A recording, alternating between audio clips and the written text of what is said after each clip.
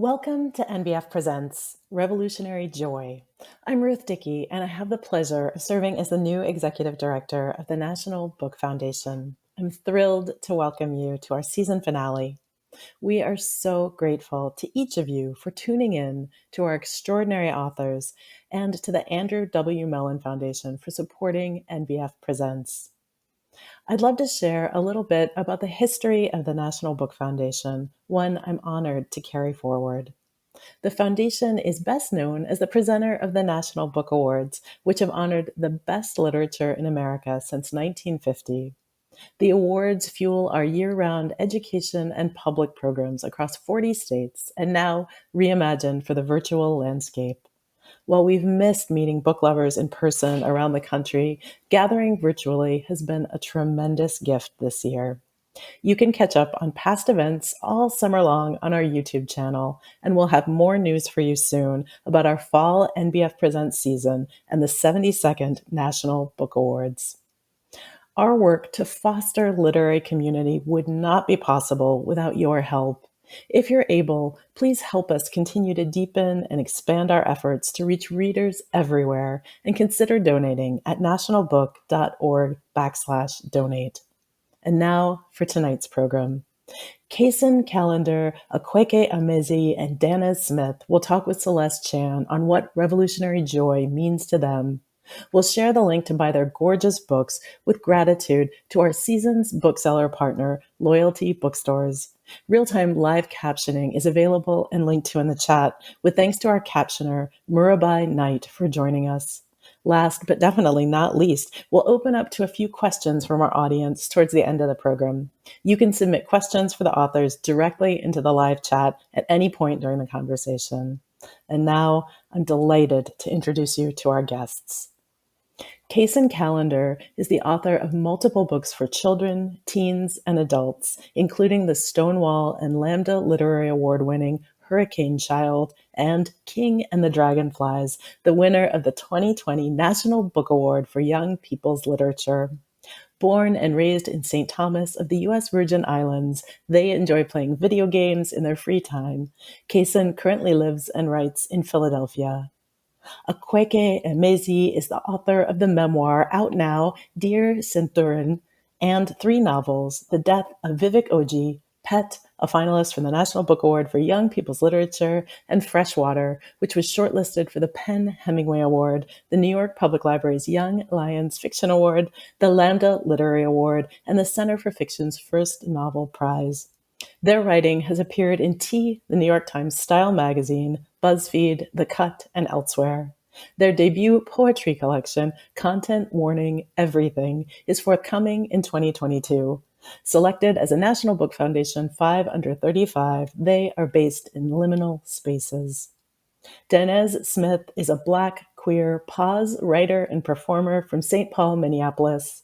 Danez is the author of Homie, Don't Call Us Dead, winner of the Forward Prize and Best Collection and a finalist for the National Book Award in Poetry, and Insert Boy, winner of the Kate Tufts Discovery Award and the Lambda Literary Award for Gay Poetry. They are the recipient of fellowships from the Poetry Foundation, McKnight Foundation, Cave Canem, and the National Endowment for the Arts. Danez's work has been featured widely, including on BuzzFeed, The New York Times, PBS NewsHour, Best American Poetry, and on The Late Show with Stephen Colbert. They are a member of the Dark Noise Collective and a co-host of the podcast Verses with Franny Choi. And our moderator, Celeste Chan, is a writer, Queer Ancestors Project facilitator, and Rona Jaffe Scholar at Breadloaf Writers Conference. Thank you for being with us, and enjoy the program. Natalie, and thank you, National Book Foundation. It's such a joy to be here to chat with these incredible artists who I so admire, and I'll try to not to fangirl too much. So, Kacen, Akwaeke, and Danez, I see you all really changing culture and crafting powerful art.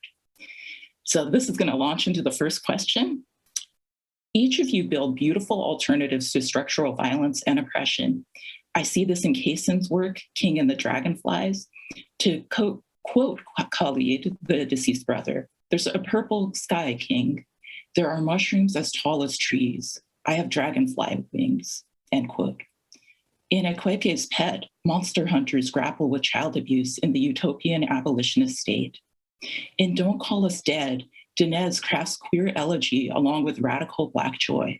In the poem Dinosaurs in the Hood, it ends with a young queer Black boy, quote, his dreams possible, pulsing, and right there.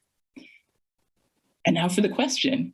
Could you speak to us about the joy in creating these alternative visions, the joy in using imagination to build new worlds, to counter oppression with possibility? And I see you all thinking, I wonder if we could start with Danez. Yeah. I'll go. I'll raise my hand. Yeah, I think what I was wrestling with, Celeste, and that is the idea that I'm writing alternatives. Because I think things like the damages and the weight of racism, of all the phobias, right, of patriarchy, of colonialism, they are what make the pockets where in my work where I'm seeking joy or maybe trying to mine it. That's what makes them noticeable, I guess, or it gives them context, right? I think even my most speculative work, like I wrote a whole ass 20-page poem that imagines an alternative, right? Like an exclusive heaven to Black men, but even there, in its images and its concerns, the damages, the wounds show up. I think that's something I don't know if I'm interested in my work anymore, per se. I think actually I maybe want to try what your question is asking and imagining something else, right? Because I don't think I'm doing that. I think what I'm doing is imagining within that context, and also trying to say that in a world that I know sucks, that doesn't mean that I'm not going to be happy, and that doesn't mean that I haven't known happiness,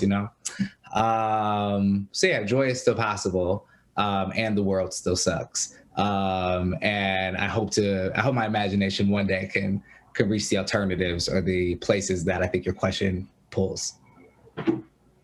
That's real, Danez. I hear that. And I remember when I first met you, I was complaining about missing Pride, and you were like, I'm going to be a one-person parade. So I remember that. Just love that moment. Yeah, I wonder if I could turn this question now to Akwaeke. I love the idea of imagining within.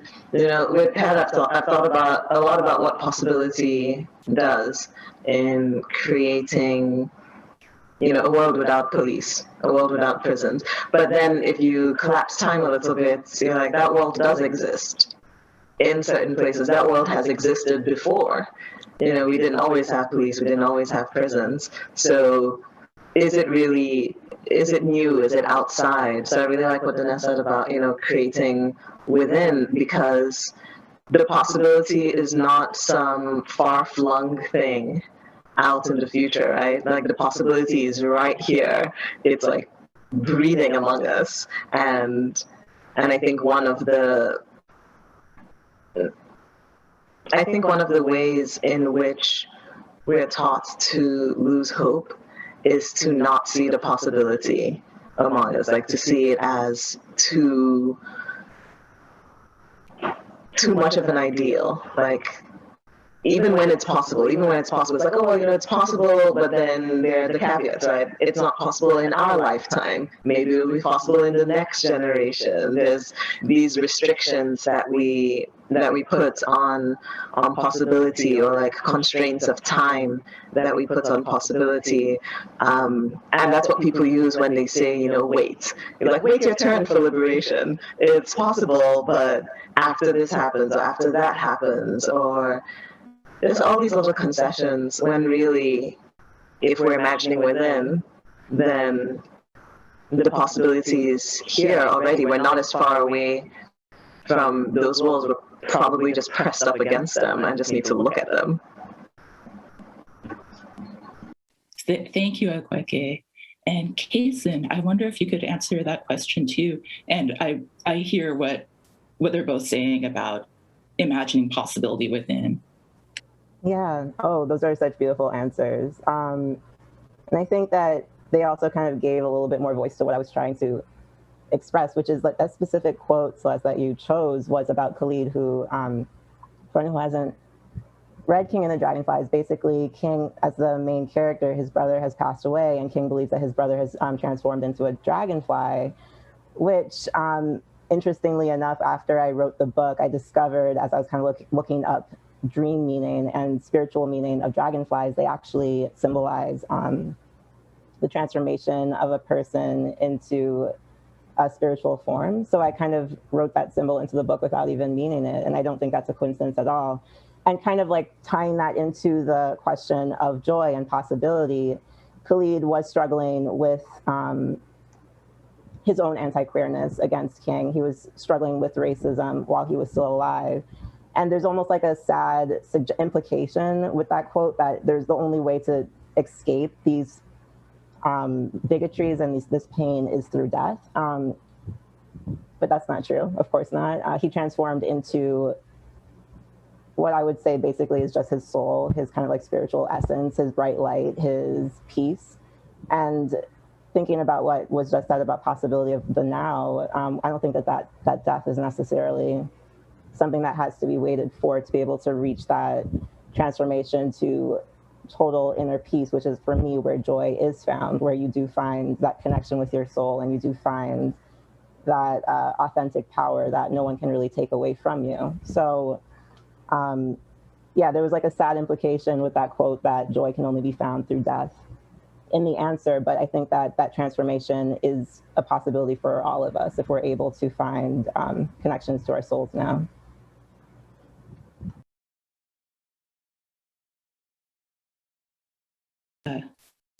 Thank you, Cason, and such fabulous answers. And wow, I'm actually going to switch up the order a little bit. I had this next question, but I think that, you know, what you were saying, Cason, about that authentic power that no one can take away, and what you were all talking about of creating and imagining within these oppressive systems. I'd love to hear about, did you find joy in the process of stepping into the creator that you were meant to be? And maybe we can have Akwaeke start us off with this one. Yeah.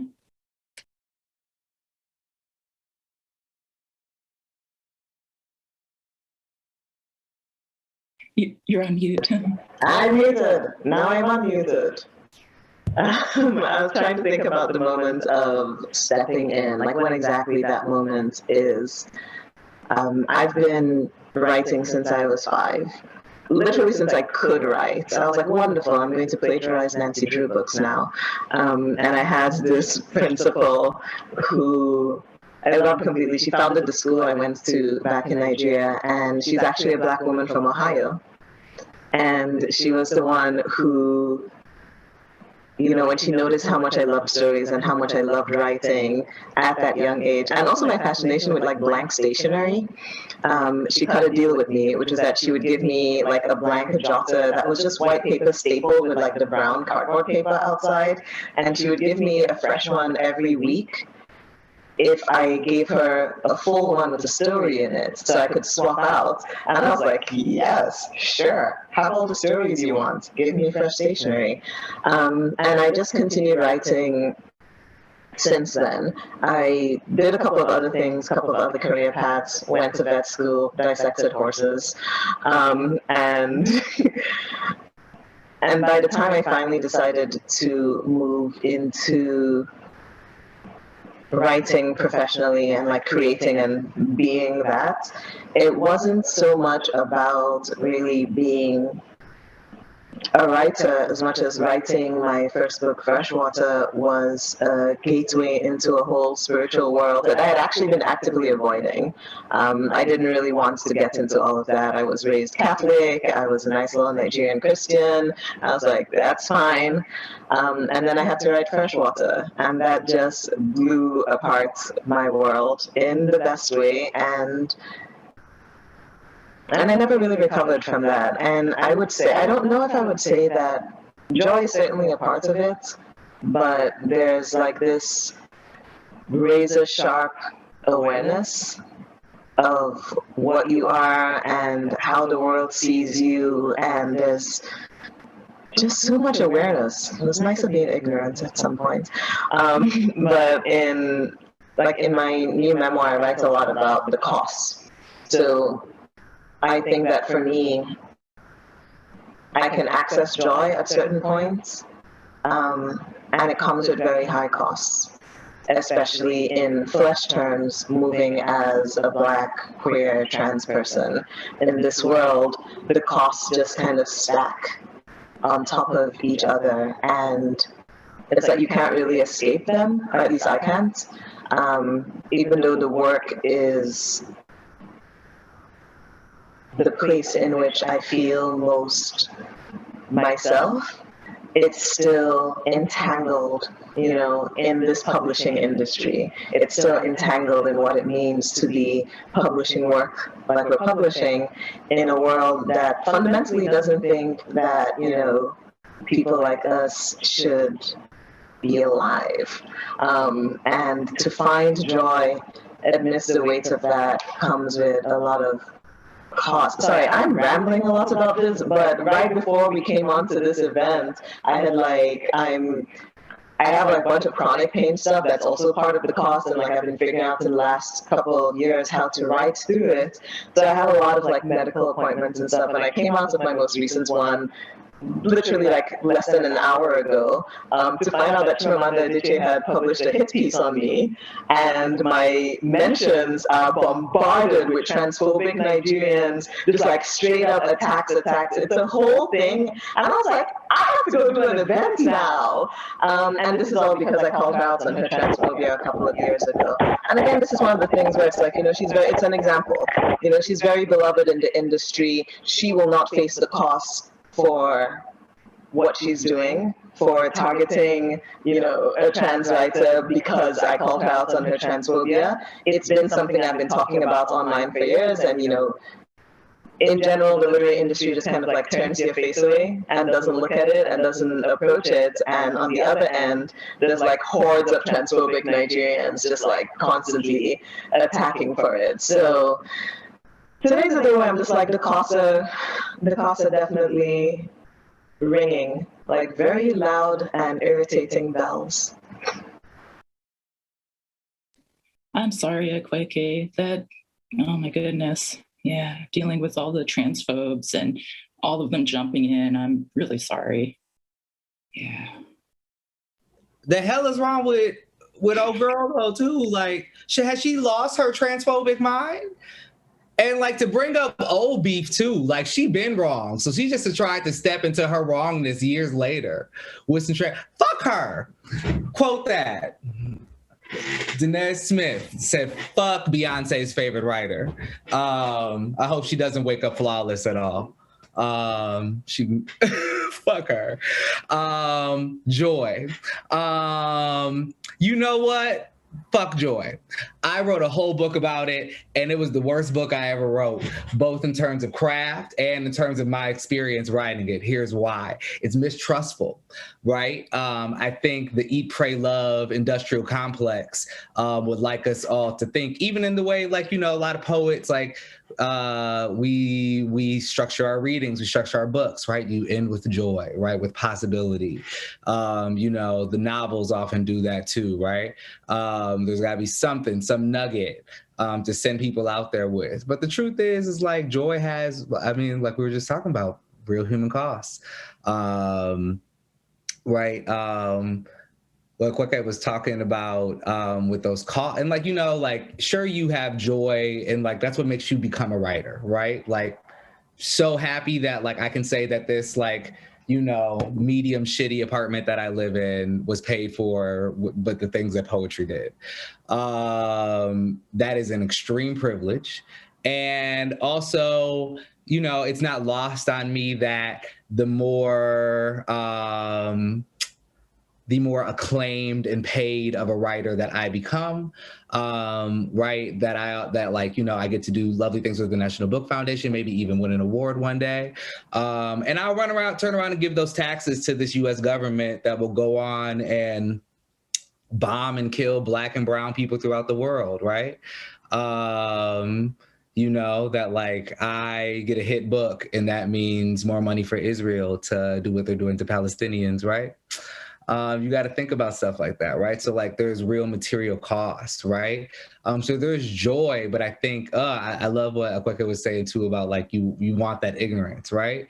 Because it was so easy just to want a book, you know, just to want to be read and heard. And I think a little like having walked a little bit further into that, there is a complication, maybe a responsibility to continue to question and push the relationship to publishing and stuff like that, to what you're writing and what you're saying. But yeah, so there's joy in it, but it also sucks. Writing sucks. Don't do it, you know, but also follow your dreams. You know, it's everything. It's a lot of things. Joy is but one piece of the puzzle, I guess. Yeah. Tell us how you really feel, Danez. Don't hold back.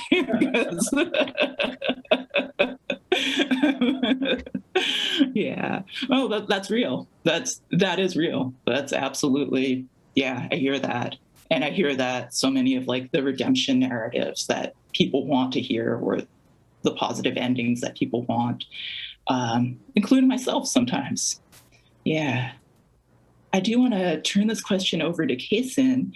And well, I feel like we've talked about a lot. So you can jump into any of this.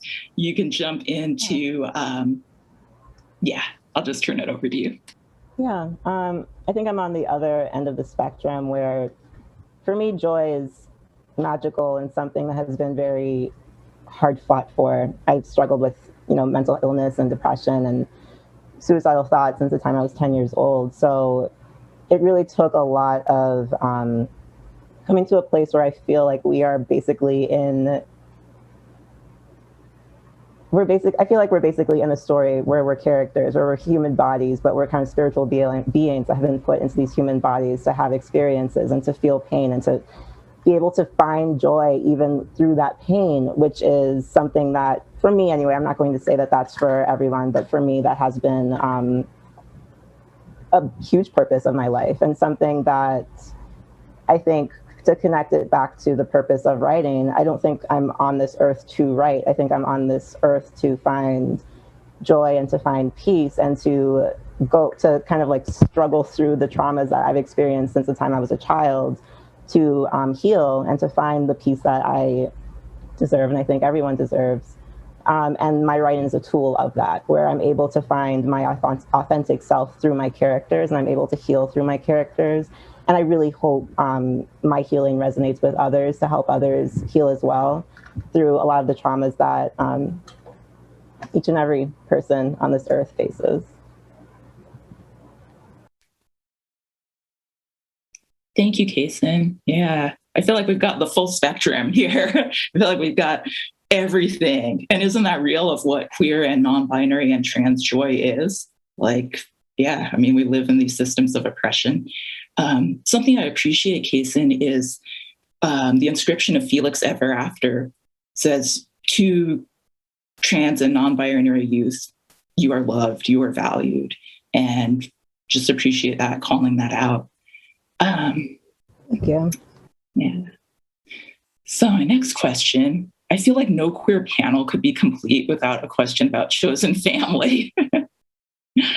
So whether that kin is a preteen bestie, or Octavia Butler, or a friend village reincarnated through trees, or a direct address to Toni Morrison, who Akwaeke says is, quote, an elder spirit spun from a whisper of power. Can you speak to finding joy in these connections? And Danez, I know you wrote Homie, so I know. Can you all speak to the joy of writing queer and non-binary chosen family? And why don't we start with, looks ready to start. Why don't we start with you, Danez? For sure. Yeah, I wrote Homie, which I love, which I don't know, it did beat me up, but it was a lovely book to write. I think Chosen Family has I don't know. I don't know what am I going to say that's new that a queer person has not said into Zoom about chosen family. I will say, just like personally, like with my writing, I think like there would, that's always kind of how I've understood what it meant to be in writing community. I really think a lot of my queer besties or whatever, I've met through poetry. And these are the folks that like I've like, you know, traveled with and toured with and slept on couches with and like, you know, edited with. And I think it's been really powerful in ways that I don't know if I'll ever understand fully because I still get deeper into it, of what it is just to have a community of queer and trans thinkers, dreamers and makers, and get to like have like a back door into their work, which is brilliant, but to get to see how that work is made and troubled with. It's a privilege that I feel so lucky to have, right? And like I think it's what I encourage in like my students too. Like when you find somebody that you like making stuff around and that like you love them and you love what they do and you want to see what they make touch the world, hold on to those folks, right? And all you need is a couple, you know? I don't think you need to be friends with the whole writing world. There's too many people.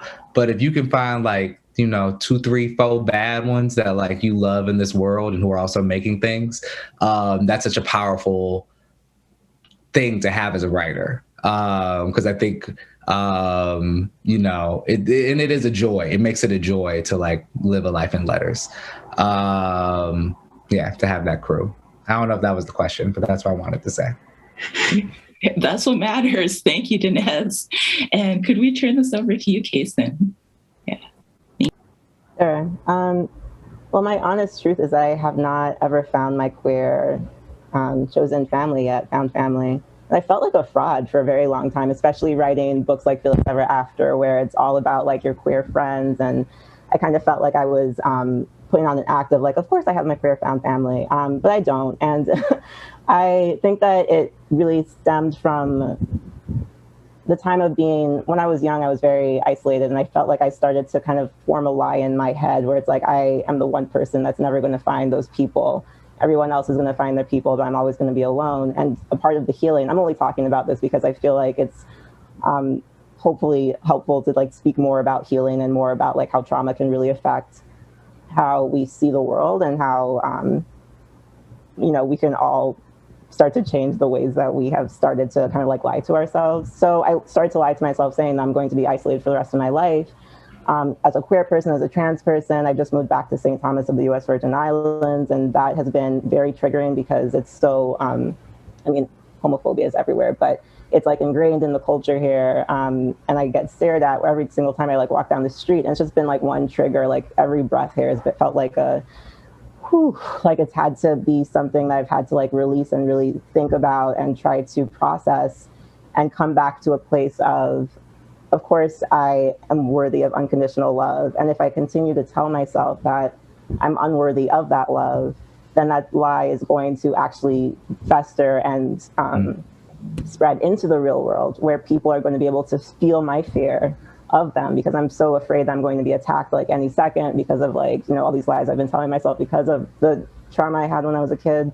So it's like, I'm still in the process right now of really trying to sit with myself and be like, I'm not going to be attacked by every single person that I see and that I am worthy of love, regardless of whether they show the love that I think needs to be reflected back to me. And even if it's not reflected back to me, it is something that is inside of me that I can feel for myself. And that in the end is all that will ever matter, because in the end we're, ooh, this is going to suddenly turn very dark, but we are actually alone, you know, like whether we are surrounded by people or not, we have, what really matters is our individual feeling for ourselves.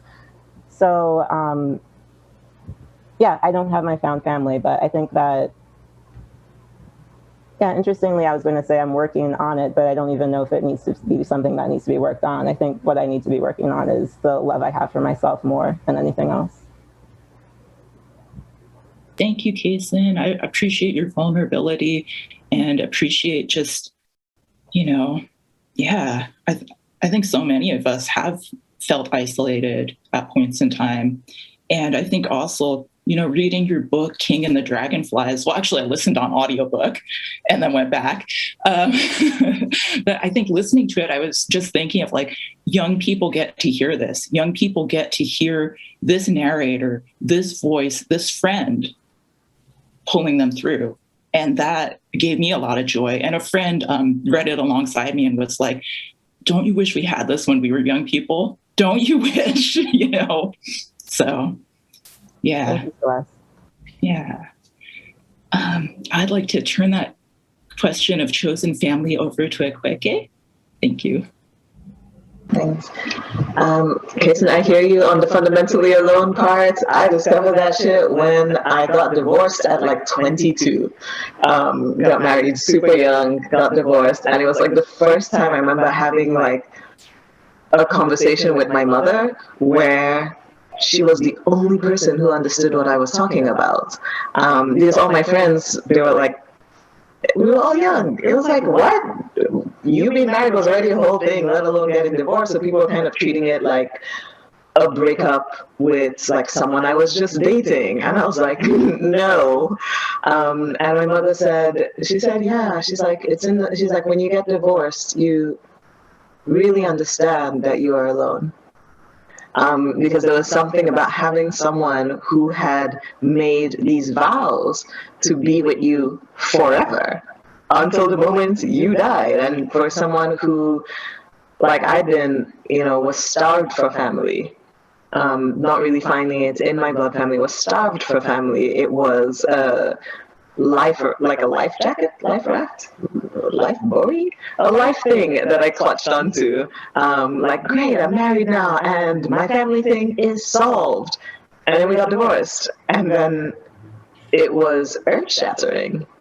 And when my mother said, like, you understand what being alone feels like means, and it's like, it was a very specific kind of ending. It was like, if someone can vow to be with you forever, and then they don't, and you kind of understand that like it's as close to a guarantee as I thought could exist, and without that, it was like understanding that the guarantee never existed. The guarantee was impossible, right? It was like, there was the only, like you said, the only person really who we're gonna have the whole time is ourselves, like.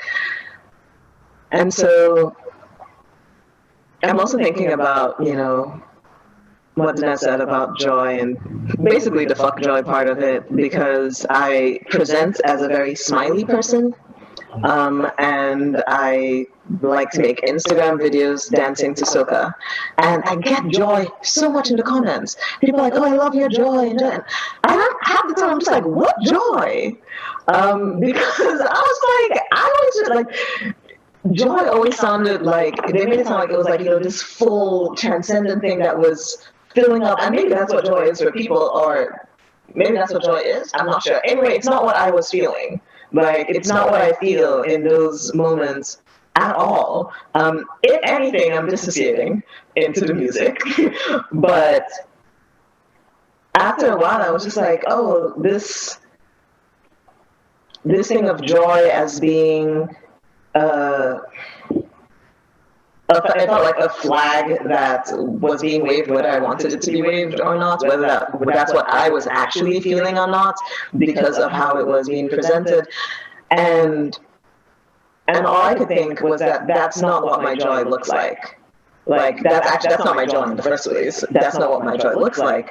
My joy is very quiet and private. And that's how it is, like, with my chosen family. Like, it's quiet and private. We don't show it necessarily like that.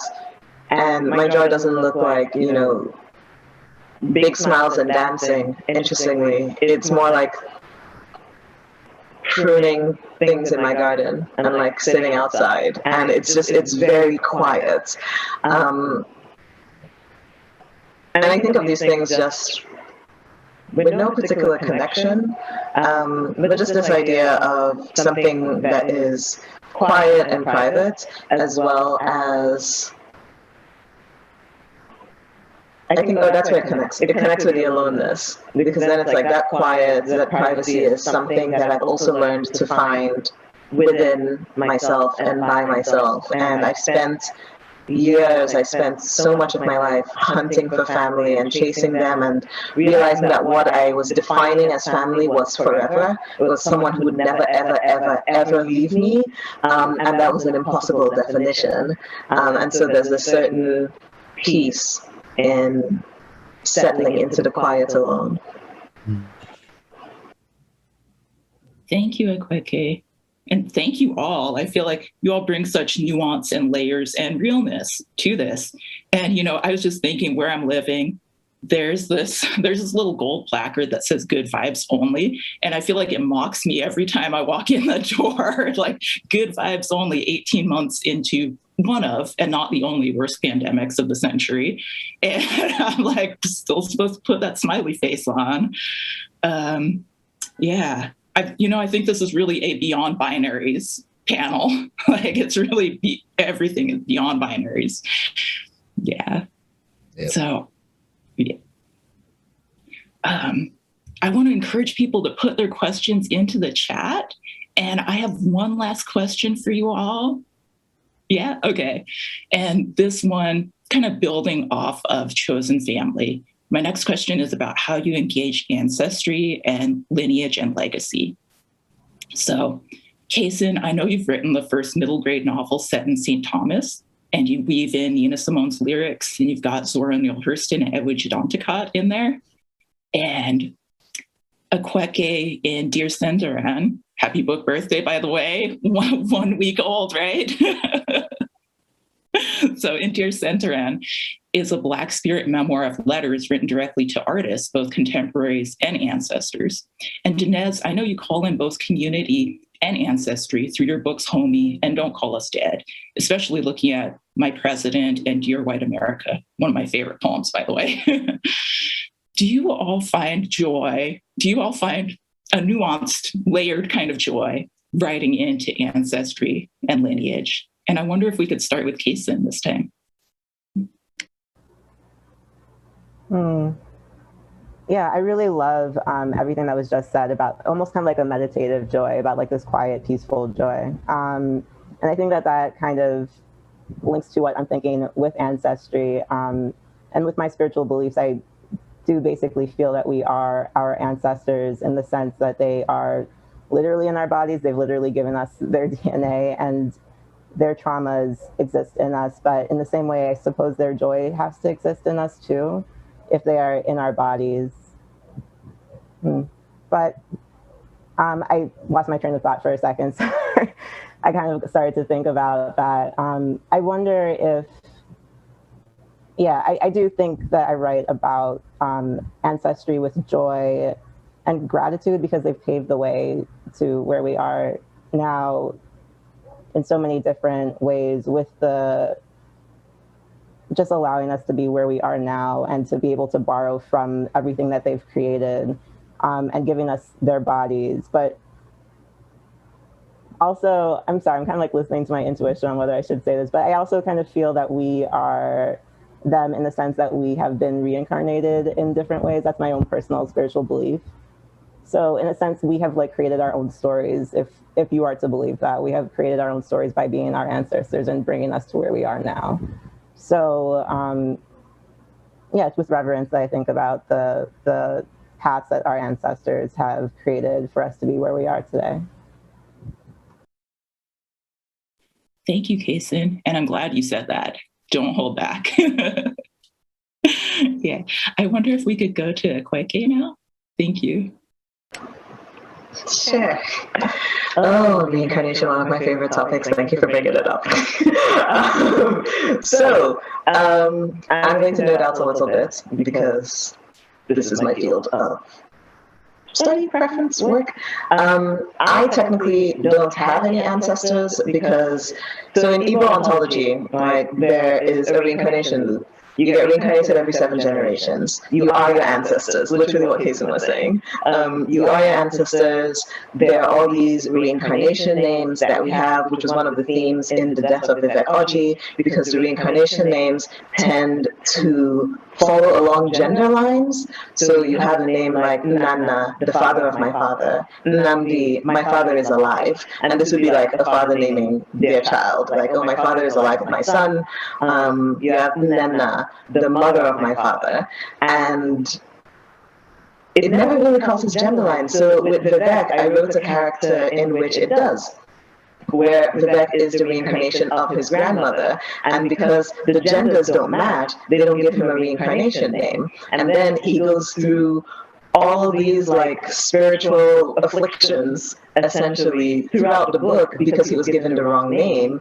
And then when he figures out what his name should have been and renames himself, then, you know, it's aligned. And he's not a trans girl. He's uses both pronouns, he's gender fluid. It's not defined because in some ways the definition is also a Western thing, and it can lock people in a lot of times. But the reincarnation part was super interesting to me, and I had written Vivek partly because of a conversation I'd had with someone in Lagos who was telling how he was the reincarnation of his grandfather, and that his grandfather had died before he was born, and his grandfather had a scar on his knee.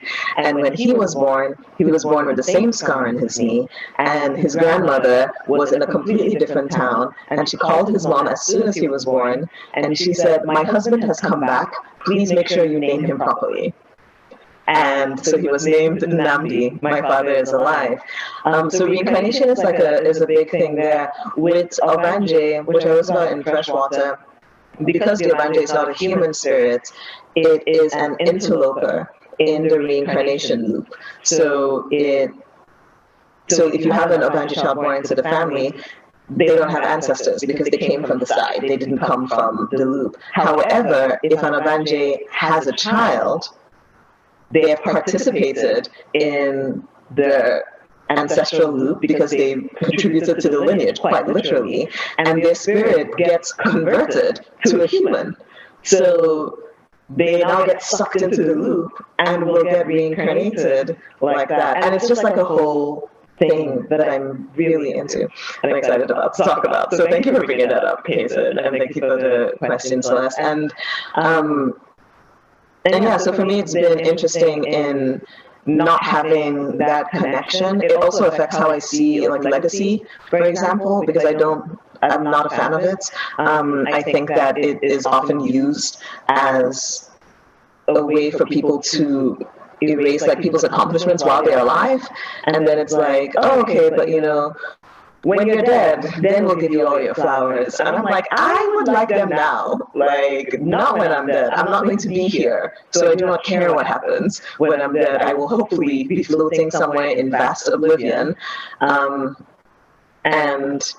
so it also affects like the impact I'm trying to have is an impact, like I care about the impact while I'm alive. Whatever happens after I'm dead that's its own business, honestly, but yeah. Thank you, Akwaeke. That ancestral loop, that caring about what happens while you're alive. Danez, I wonder if you could speak to any of this. Yeah, thank you. For sure. I wish I had a reincarnation answer. I don't rule it out. The universe is far too vast for me to know anything about it. But I guess for ancestry, I don't know. I think for some reason my mind just went to my grandparents, maybe because I miss my grandma, and I should have gone. I'll go see her tomorrow, and I miss my grandpa, and he's been dead for years. And I just gave up. I think I gave up on writing a book that had to be about them fairly recently, or at least it can't be a memoir yet. It can be a novel maybe though. Because I think I was raised in a way that we respect ancestors and elders in a way, right, that maybe doesn't leave space for complication, or where truth is a very complicated thing to bring to the table.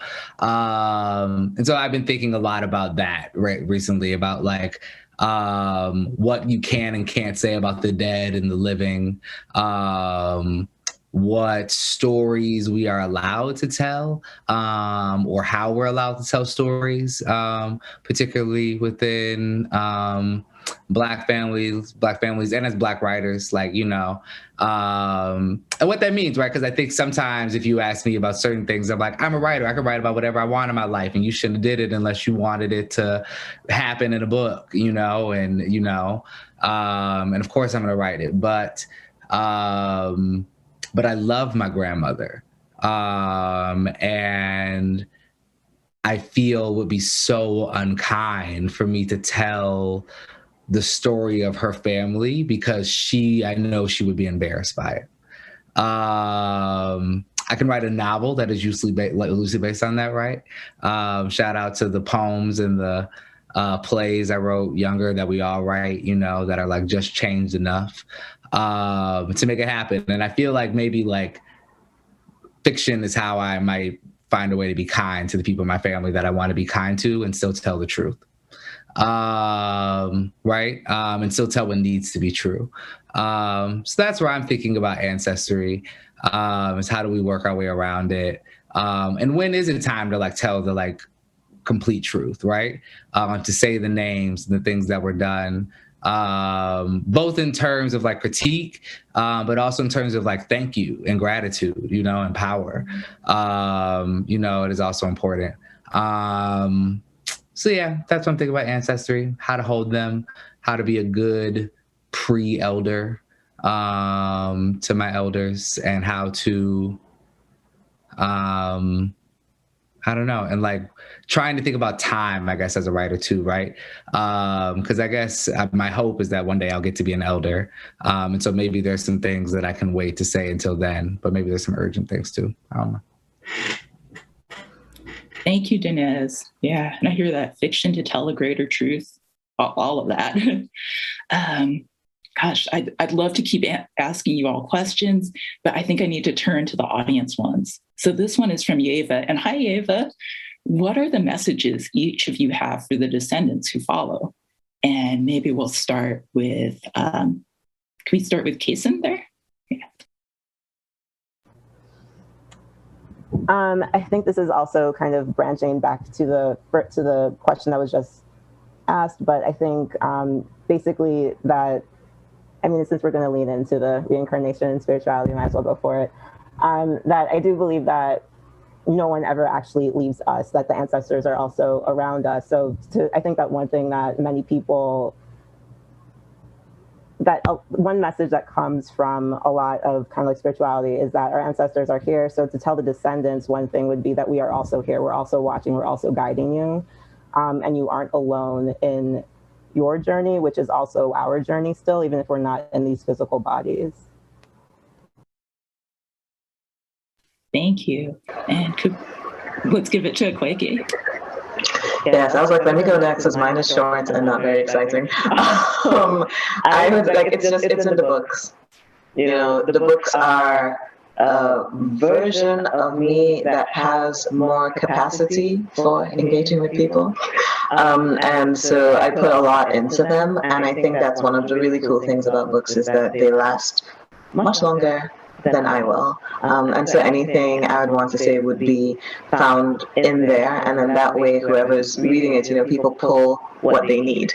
So it manages to be very specific to the person who needs it. Thank you. And to Danez? Thank you. What would I say? I feel like that's why I write, you know. I hope I said it somewhere in there. Don't accept anything the way it was given to you, you know. Always feel free to ask for more, better, different. Yeah, and that is your right. But I don't know. I don't know what I'd say. I want to take my time and think about that. Thank you for that question. Beautiful question. Yeah, absolutely. So next question, does your relationship with your own work change or evolve post-publication? And maybe we'll start with Akwaeke. Very much so. It does. There are all these different, obviously there are all these different phases with the books. And publication is always an interesting time because it's such a big like transitional period with the work.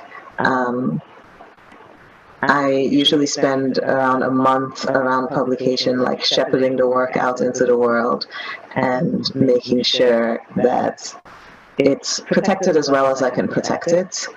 And then after that, I get to stop, which is really nice. And I get to just let the work, let the books do whatever they're doing out in the world, let them be received by people, because I'm always really interested in readers. I'm one of those authors, like I read my Goodreads reviews. I stop usually after the first month because then there's too many to keep up with, but especially in the beginning, I read them. And a lot of people say don't do it because it'll hurt your feelings. And for me, it's fine because I don't think that the reviews actually say anything about my work. I think they say a lot about the people reading them, and that's why I'm interested in them.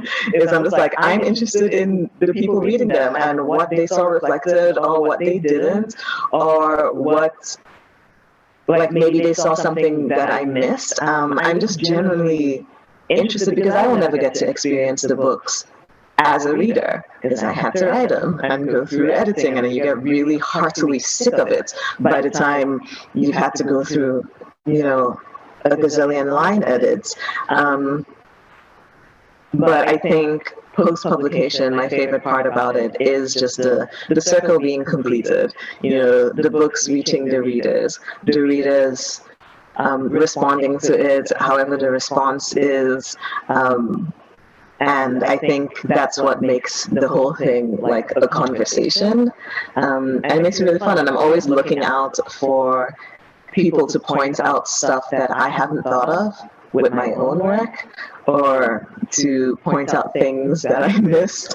In Vivek, someone critiqued the sex scenes in them because the person was like, no lube, no douching, just vibes. And I was like, you know what? Points were made. Like I didn't think of that. And it's, for me, it's very heartbreaking. I think some people think that, if you point out to an author like something they missed in your book, you're going to be met with hostility. But I'm just like, this is a conversation. I'm generally interested in what people have to say, and if they have a good point, I'm just like, you're right. Yeah. Cool. Could we hear from you, Danez?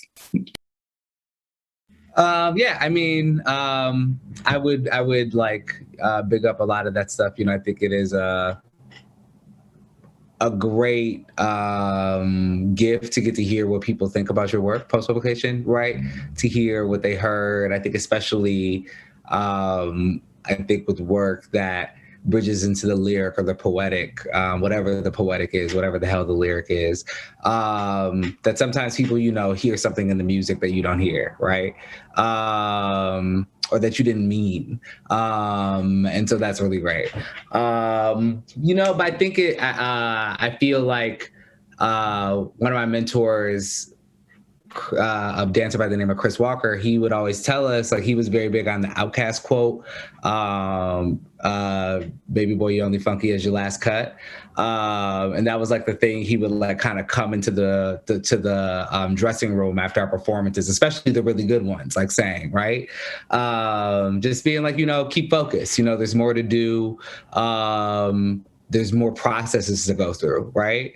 And so as much as I love, like, the book kind of has a different life post-publication. And I guess for me, I feel the most, I know why I love writing when I'm writing it, right? And the publication is sort of when it becomes something else, right? It's taken from me. It belongs to other people now. But where I feel most alive within the work is in the building of that, right? And so maybe the relationship to a post-publication is like, okay, like, I'm done with that. Thank God. I never thought that was going to happen again, because every book is the fucking first book, at least to me. And then it's sort of like, okay, like, what did I learn from that? If I'm going to keep saying stuff, what else is there to say? And I feel maybe a weight lifted, right? That, like, that, okay, I got to say those things and I don't have the pressure to say those again. I also don't have to agree with those things again. And so there does feel to be a breath that I think is needed before the next work. And so, yeah, so it's like blessing that boat, sending it off into the world, and then getting back into the weeds. Thank you. And Cason, what do you think? Does your relationship to your work change or evolve post-publication?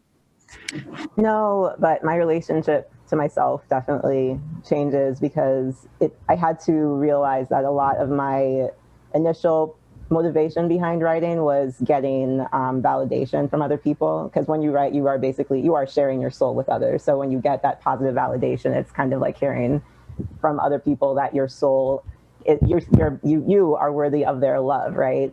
So that's something that I really needed to figure out, that regardless of whether a person responds negatively or not, I'm still worthy of love. And it's still a process where, unfortunately, I was one of those authors that was on Goodreads all the time, reading those reviews that were hurting my feelings. And I would be like, that's not hurting my feelings, whatever. Like, I don't care, but I did care a lot. And I need to, I finally got to a place where I'm not looking at Goodreads obsessively, but I'm still working on getting to a place of not needing that validation from others and just really sharing, because the validation for others also becomes a bit of a writer's block, I think, where I'm constantly looking for what other people think, so I'm not actually writing what I need to be writing. So yeah, my relationship with myself has changed more than relationships to the books. I hear that. That makes sense. Yeah. All right. We have a question from Ryan. How has your definition of what joy is changed from what it used to be, and why? And could we start with you, Akwaeke? You're on mute.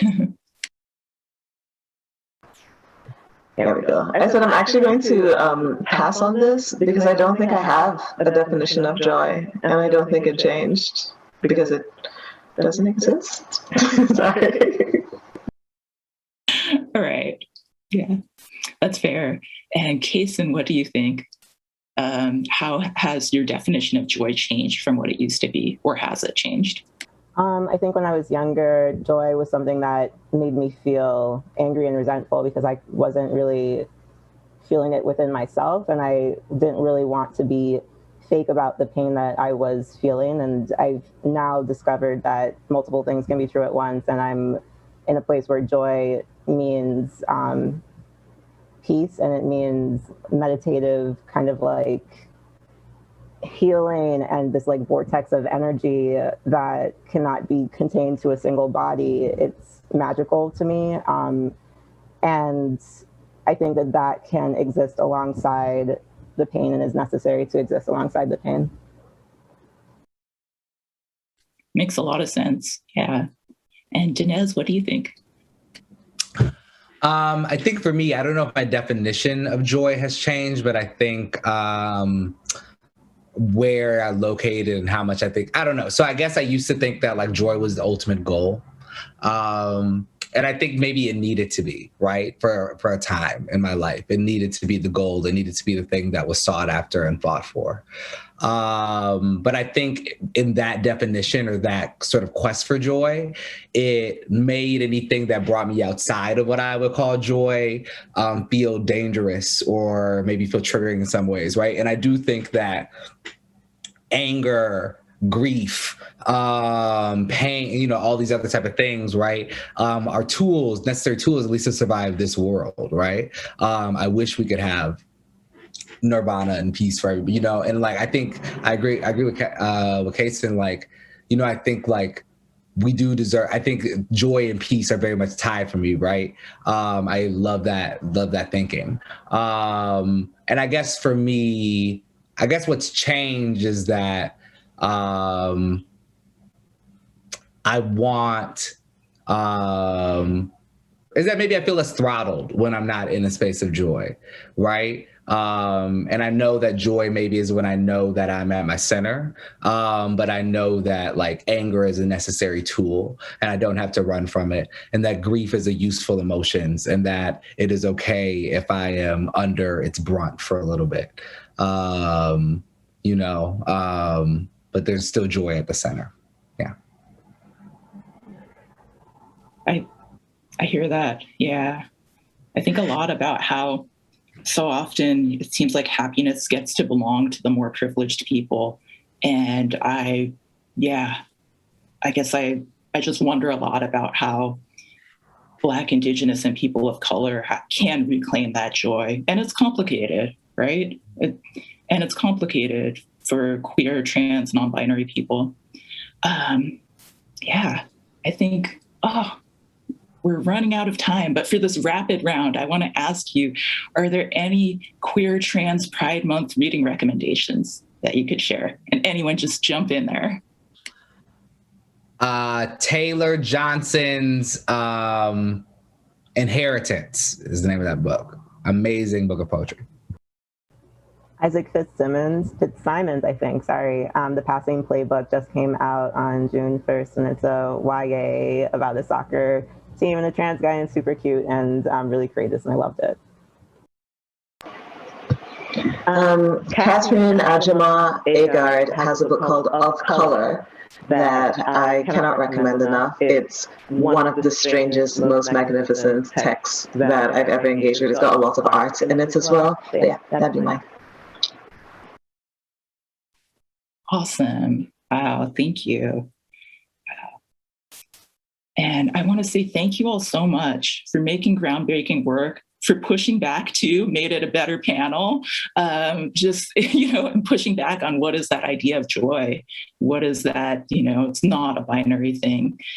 And just really so much gratitude to you all. Thank you for making work that changes culture, for making innovative work. And thank you to the National Book Foundation and Cason. Hand it over. Oh, I was just saying thank you also. I didn't mean to interrupt. Thank you.